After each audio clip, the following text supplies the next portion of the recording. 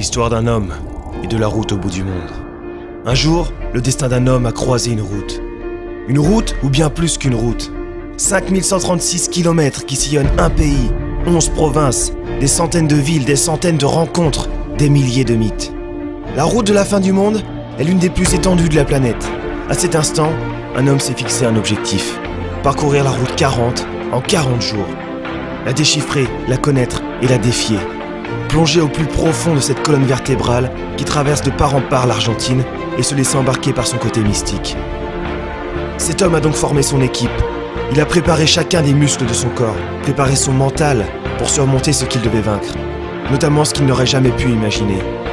Et comme le défi n'était pas déjà assez grand, il a préparé un vélo de route pensé pour l'asphalte et la terre.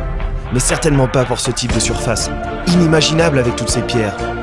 Impossible pour ce terrain, impossible. « Tu es fou !» lui a-t-on demandé.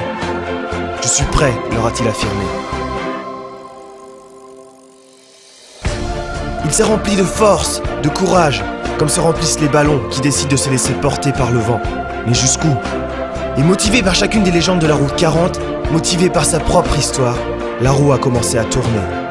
À ce moment donné, cette histoire s'est transformée en légende. Et au fur et à mesure que les jours passaient, l'attendu et l'impensable se sont mélangés.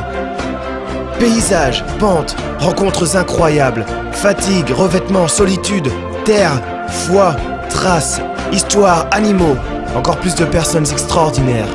Vent, pluie, froid, 1000 pays dans un pays. Tout et rien. 40 jours, c'est beaucoup, je vais le faire en 28. Tu es fou, se sont-ils exclamés. Je suis convaincu, leur a-t-il réaffirmé. Et quand il est resté silencieux, il a entendu les mots de soutien du monde entier. Et quand il a manqué d'air, il a respiré le souffle de son équipe. Et quand la douleur a paralysé ses muscles, c'est son cœur qui lui a rappelé les souvenirs. Et il a continué, il n'a jamais rien lâché, parce que devant lui se trouvait ce dont il avait tant rêvé, et derrière lui restaient les traces de ce qu'il avait déjà accompli. Les chiffres diminuaient et l'angoisse augmentait. Jusqu'à ce jour où, après 5136 km parcourus, sillonnant 11 provinces, des centaines de villes, des centaines de rencontres, des milliers de mythes, le paysage annonçait la fin et se teintait de nostalgie. Mais après 28 jours de lutte inégale, l'homme a vaincu. A-t-il vaincu une route? Non.